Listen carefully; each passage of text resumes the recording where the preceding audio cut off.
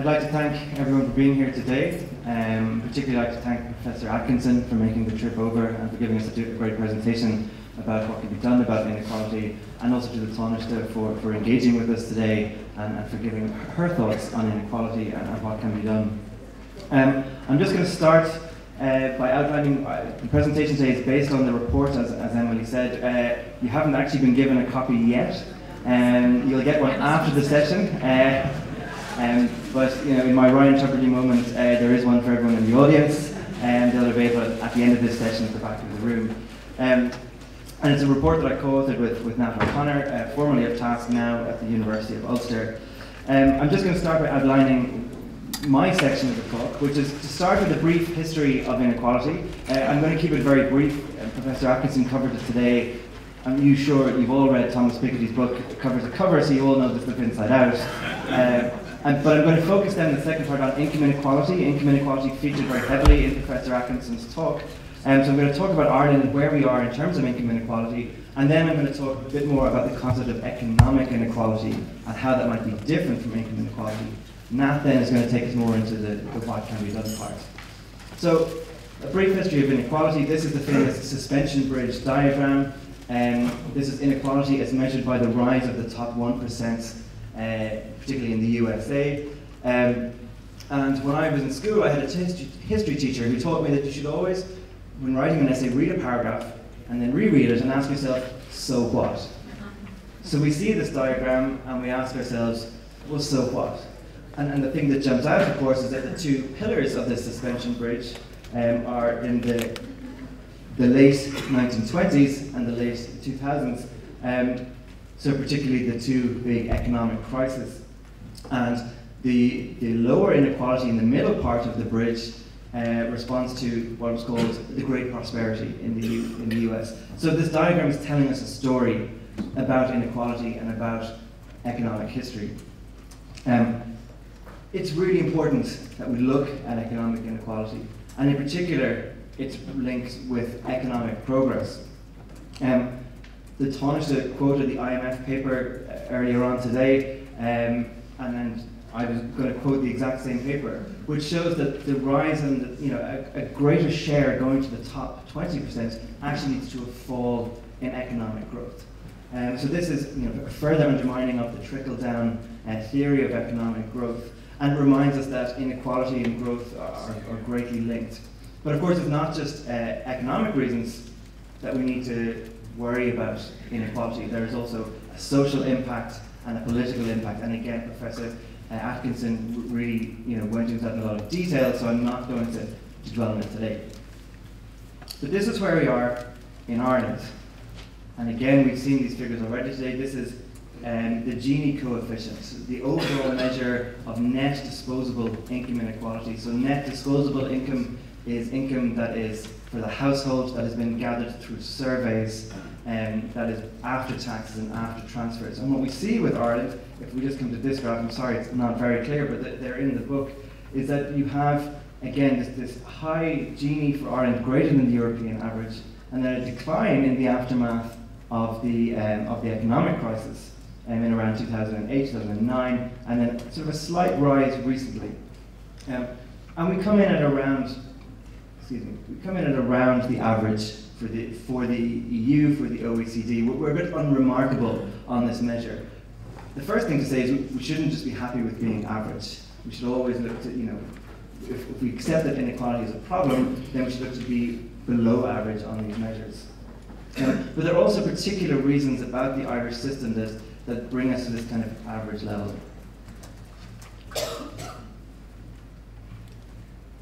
We also need to look at income inequality before taxes and transfers. If we recall that bridge suspension diagram, the one that's telling us the story, that was income before taxes and transfers. That was income that was gathered through tax data, not through survey data, which makes it far more robust and tells a much more realistic picture of what's going on. And it showed the great changes that were happening in the economy. So if we look at the same data for Ireland, it's the same data source. This is Professor Atkinson's work that he did with Thomas Piketty. We see two things that are going on. The first is that, and this is a shorter time period, I'm going from the 1970s, because the data before that for Ireland is a bit patchy. So we see this, the purple line is the share, is the 1%. So just like the diagram in the suspension bridge. So any idea that maybe we're not the same as the USA kind of goes out the window when you see that, you know, we have doubled, the top 1% have doubled their share of the national income from 6% in the 1970s up to 12% at the height of the boom. Now, there has been a fall off in that as high incomes have been affected by the economic crash, but nonetheless, the trend is very much on an upward curve. At the same time, what is happening is in this green area, that's what's happening to the bottom 90%. And I've been trying to come up with a better phrase than bottom 90%, and the best I could come up with is the vast majority. So if this is the vast majority, they have lost their share of the national income. And it's going down a very clear trend of what is happening. And so we're going to look at this in comparison with other countries in a moment, which is this. And this is our market level of income inequality. So this is before we take into account taxes and transfers. Ireland is the most unequal in the entire OECD. And Professor Atkinson hinted at this. This is something we need to be seriously concerned about. This points to structural weaknesses in the economy. Yes, the impact of social welfare will mitigate this to some degree, but it's actually pointing to serious underlying problems. To give some examples of what's causing this, one is high levels of unemployment. We've seen how unemployment has fallen, but it's still at almost 10% relatively high, so that will be a driver of this. We also have a lower level of employment, particularly for women, when we compare to other countries. So we have fewer people in work, and I think some of the respondents talked about the barriers to entry that are causing that, such as childcare. All these data are in another paper that's at the back of the room, which is TASC work on low pay. But we do have a problem of earnings inequality in Ireland. So the distribution of income, looking at the people who are in work, is very high, and it's rising. And in particular, we have a problem of low pay. We have one of the highest levels of low pay in the OECD. More than 20% of workers who are working are officially on low pay. So all of these are pointing to market problems that we need to address that aren't addressed through the social welfare system. And in particular, what it tells us, if we accept that the suspension bridge diagram at the beginning points to, a story, then we need to look at, well, where is Ireland in this story? And this is, again, the top 10%. The green line is the USA. You see that sort of suspension bridge model, lower inequality in the 50s and 60s, rising all the way through. The blue line, taken at the other extreme, is Denmark. And so they also had similar levels of inequality, and then they managed it fell and stayed very stable throughout the 90s and into the 2000s. And the purple line then is Ireland. Now we have a lesser degree of inequality than the USA is the most extreme example, but our system, our trend, is much more closely aligned to this upward facing slope of the USA than this sort of flattening slope of Denmark. And so the question I would have with this is, where are we going with this? Because as I was saying, with social welfare, reducing the net income inequality, what we're actually showing is how hard the system has to work in order to keep up. And as this inequality rises and continues to rise, we're going to be under ever greater pressure for the social welfare system and the tax system to keep up. That's not economically sustainable, it's not politically sustainable. So we need policies that will address this rising underlying inequality, not that will just treat the symptoms. And some of the active policies that we have are very similar to the ones that Professor Atkinson was suggesting. I think that's why this conference is very timely and why we should be discussing these today. But I also want to remind people that it's not just about income. Income is just one way people can meet their material needs, but it's not the only way people meet their material needs. And so with the report, we broadened out the definition of inequality to include economic inequality. Now, there's a range of factors that we considered. There's a chapter on each one of these. It includes incomes, but also wealth, public services, which was discussed in the last session, the role of the tax system, families, people's personal capacities, and the cost of goods and services. And all of these factors create economic inequality or can alleviate economic inequality, but they all interplay and they all need to be taken account of. Now, I'm not going to go into each one today because I think we're tight for time and it's all in the book, but I just want to focus in on public services because it was raised in the last session as an important part, as almost the other side of income. The extent to which public services are provided in an economy and how they are funded and paid for is very, very important for inequality. In general, universal services that are free at the point of use tend to be are more positive towards inequality, whereas services that have charges, particularly high charges, are going to be regressive. In Ireland, we provide fewer universal public services than we do in other countries.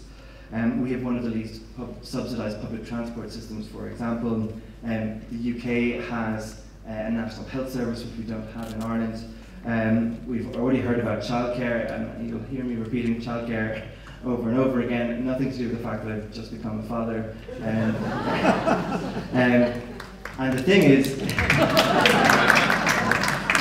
but the cost of childcare is about to become all too real to me in the next coming months. But the one thing I won't be asking for is a tax break. And that's because we're already a low tax economy. And this is, I think, what Francis was trying to allude to in Ireland. If we're going to have a debate about lowering inequality, we have to have a debate about tax. This is tax as a percentage of GDP. Here is Ireland, coming in at around 30% mark. Here is the EU average, which is about 40%. So we're already 3/4 of the EU average. And of course, countries like France, like the Nordic countries, would be up towards 50% of GDP is what they take in tax. So that means they can provide the services that we don't provide in Ireland. And in particular, the discussion of income taxes. I just want to take people through this diagram because we hear it very much that we're a high tax economy, that taxes on labour are high. We need to cut taxes on labour to create employment. And when we look at it, obviously people they are high tax if they feel high tax, but in a comparative sense, we're not. And I just want to talk people through this. Along the left-hand side here is your tax as a percentage of your income. Tax as a percentage of your income, so from 10% up to 50, 60%. Along the bottom is where you are in relation to the average wage. So here is 100% of the average wage, and the red line is Ireland. So at 100% of the average wage, pretty much at the average wage, we have an effective tax rate that takes into account everything, tax, USC, PRSI, and that comes in at under 30%. Compare that, these blue lines are all the other countries in the OECD. So we're right down the bottom in terms of, and the OECD includes countries like Chile and Mexico, which don't have the same progressive systems that we have. They're not European models. So we're right down at the bottom here. And then we always hear this expression, the most progressive tax system in the OECD. It's true, we have the biggest jump, and they measure it from here to here. So we do have the biggest jump. Most other countries are flatter, but of course most of the countries start at a much higher base. And when we come in, it's about the higher rate of tax at twice the average wage, 250 times the average wage, so you're talking 70,000, 100,000 euro. We're still not amongst the high tax countries. The high tax countries are all operating up here above 50% effective tax rates. But of course, in return, they're getting much greater level of public services. So I think, as we discuss tax today, and as we discuss solutions, we do need to bear this in mind, that for all the rhetoric of being a high tax country, and the introduction of the USC and the various measures that were brought in, that actually that's not where we are. And I know that Nat is going to elaborate this a bit more in his slides. Finally, I'm just going to end on, I guess, the central thesis of tax, public services, the cost of living within the report. So this takes away incomes, which is that because we're a low tax country and we don't provide the services that people have, we end up having a higher cost of living. People are stretched. We hear this narrative of the squeezed middle, and people are putting their hands in their pockets to pay for school books. They're paying to see the GP, and in some ways the introduction of free GP care for the under 6s and the over 70s is a step towards recognising this, and hopefully that will continue to provide free GP care for all. But there's other services, again, if I use the example of childcare as an example, if you have childcare it frees up income for the people who are currently paying for childcare. That allows them to put money back in the economy as they spend that. And we know that people, particularly on lower incomes, will spend their money and it will consume that money in a way that will drive the economy much more than people at the higher end.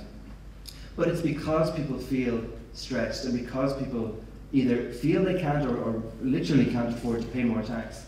We don't have policies that will increase taxation. And so we end up with lower taxes, we end up with lower public services, we end up with people putting their hands in their pockets. And it's an endless cycle, and we need to find ways to break that cycle. And we hope that, through the reports and through the discussions that we have today, and particularly the work that Professor Atkinson has done to show the policies that can break this cycle, we can start to have a realistic debate around the model that we have in Ireland. And we really hope that the report is going to be a part of that. So I'm just going to hand over to Nat now for his section of the presentation.